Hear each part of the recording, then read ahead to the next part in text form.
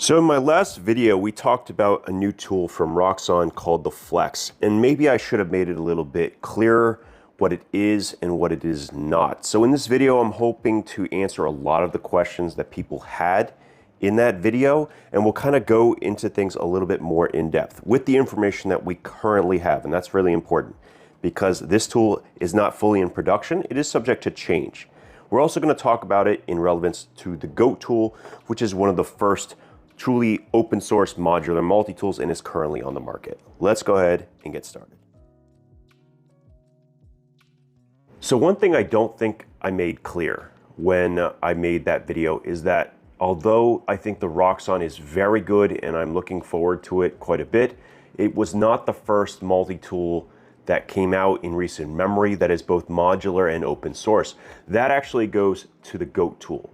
So this concept of having a modular multi-tool, like a plier-based multi-tool, was rather novel. It's not that modularity is a novel thing. In fact, you can find modular multi-tools going back over 100 years, way before Leatherman even existed.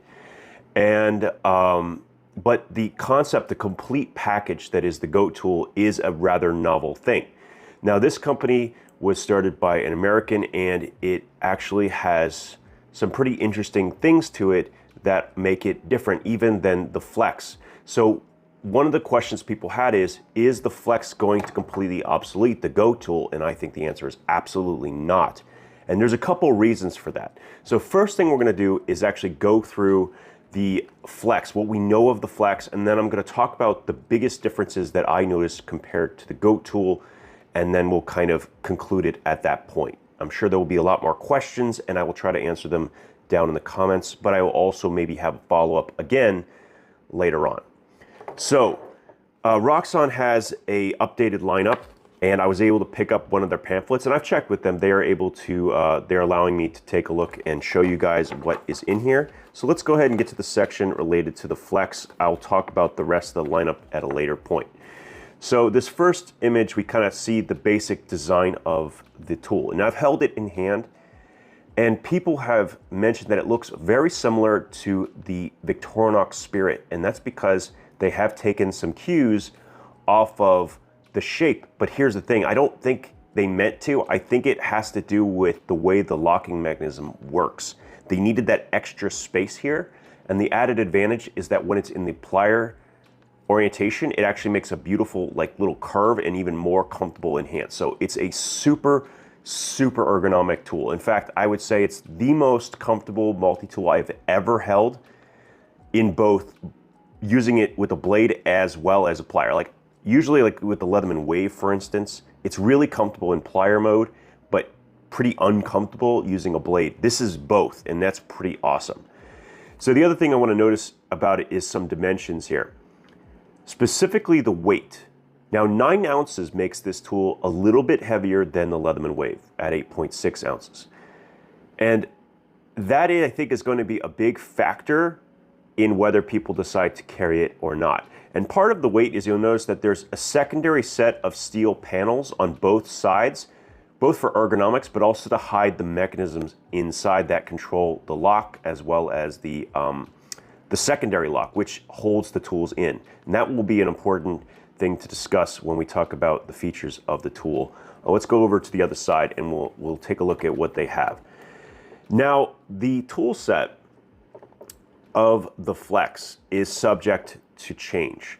Now, when I was asked what I would have, and this is, I'm going to tell you because maybe you guys have some input, the biggest change to what they've shown here is a swap out between this file and the small diamond file. So they have a small diamond file that fits in one of these small slots, and I felt that made more sense because you could then use it to sharpen the blade or any of the blades, and that is the biggest change that I suggested. The other thing I wanted to see is if they could make this pull cutter into the scalpel holder, but have the scalpel holder be much shorter. So they're going to see if they can make a short version of the scalpel holder, which should actually create a pretty interesting combination of tools. I thought that this would be a good secondary option because a pull cutter in and of itself is quite useful. What I don't remember is whether this actually had a flathead or prying edge on the back. I forget. So unfortunately, I don't remember that. I'll have to check with them. The other suggestions I made is that maybe they didn't want to cut out as much for the bottle opener here. So do their testing and make sure that it's as little cutout as possible to make this as strong as possible. Because it is a pretty robust flathead, but people are going to use it as a prying tool. So my guess is that it needed to be as strong as possible. I love the chisel tool. It reminds me so much of the Victorinox Spirit. It doesn't have the little package opener notch, which maybe they want to incorporate, but overall, I really, really like the way it was designed. And the scissors profile, really, really, really good. Like, they did a very, very good job with the scissors. It even had a nice landing pad for your finger. So, if you look closely at the implements, you'll notice there's a secondary notch. So there's a notch for it to be installed, and there's also a secondary notch. This is the slight innovation here that I think is really smart.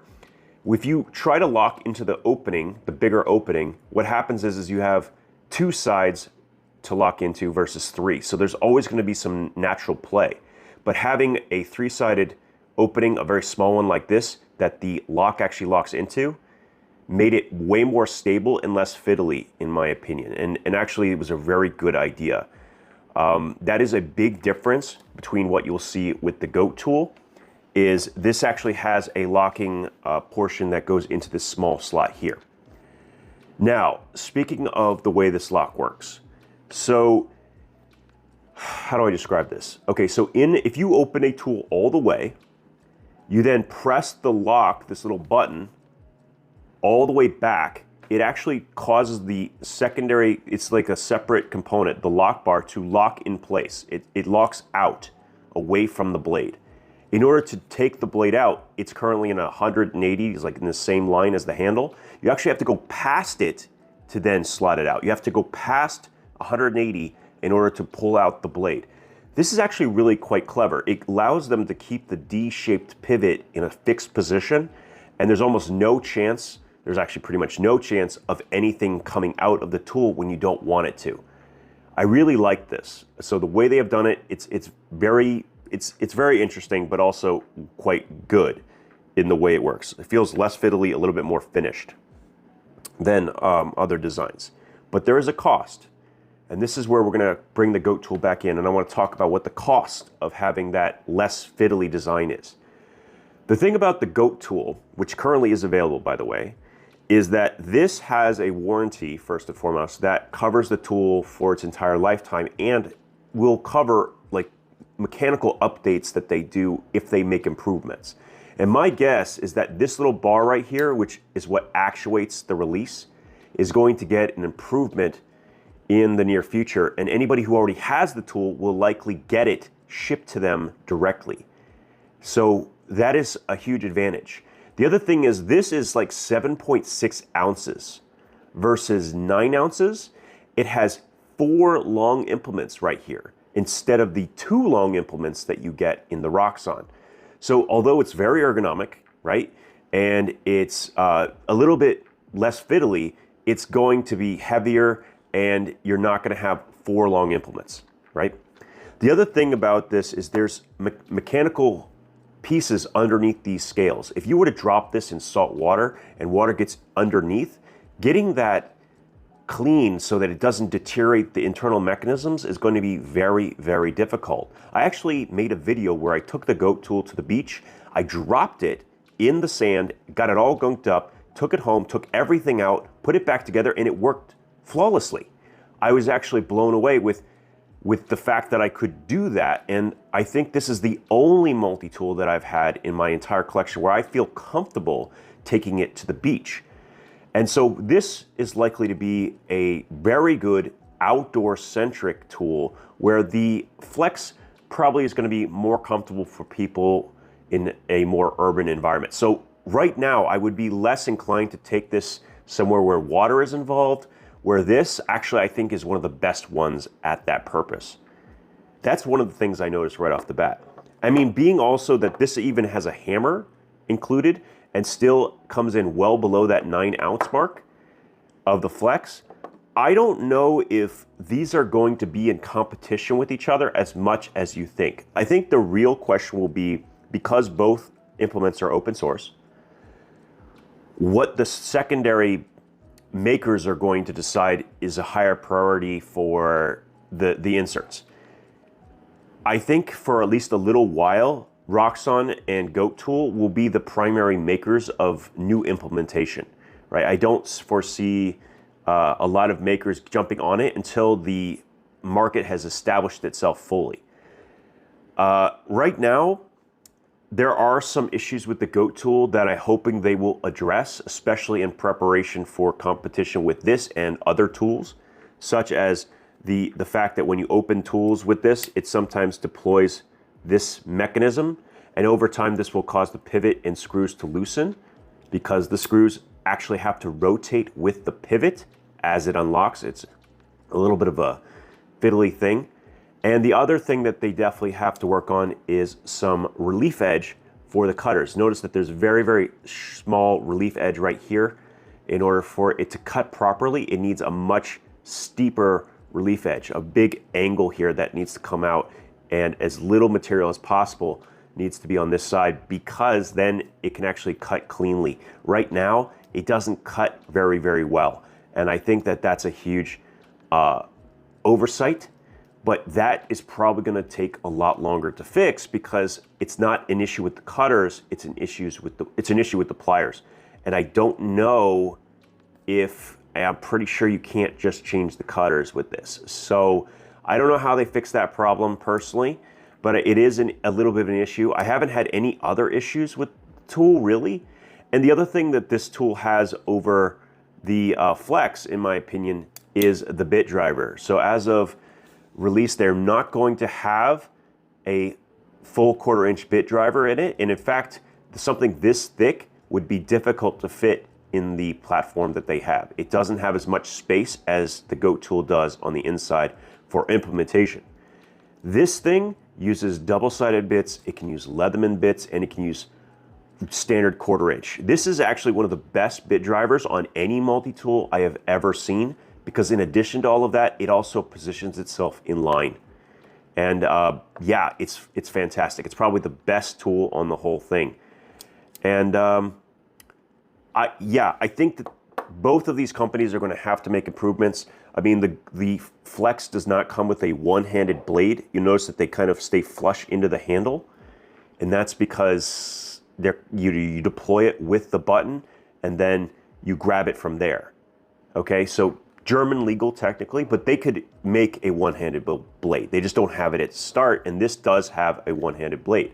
So I definitely think that there's definitely some give and take here. The other thing I want to mention is one of the downsides of these tools is that there's going to be more play in the mechanism, meaning that the tools can potentially pop out. The way they have alleviated this with the Flex is actually with these little tabs here. When they slide in, they actually lock all of the implements into the handle, so it cannot be accidentally deployed. And opening it one-handed is still pretty simply just slide that down and then you rotate the locking mechanism. I hope that answers some questions. I have a feeling there'll be a lot more, but I definitely wanted to kind of address some of those things. It does not currently come with the bit kit as part of the package, so it's going to be $80, not including the bit kit. I hope that changes because that would be really nice and it would kind of alleviate some concerns for people. You can buy this bit kit for $10, but I really think that it should be included. I hope they do that. It's well worth it. I also want to note the materials. So they have done a pretty good job here with materials. 4116 for the knife, the chisel, and so on and so forth. And the rest is in 2 and 3 CR. It's decent. The GOAT tool is in 420 stainless with the exception of the blade. And so surprisingly comparable here on materials.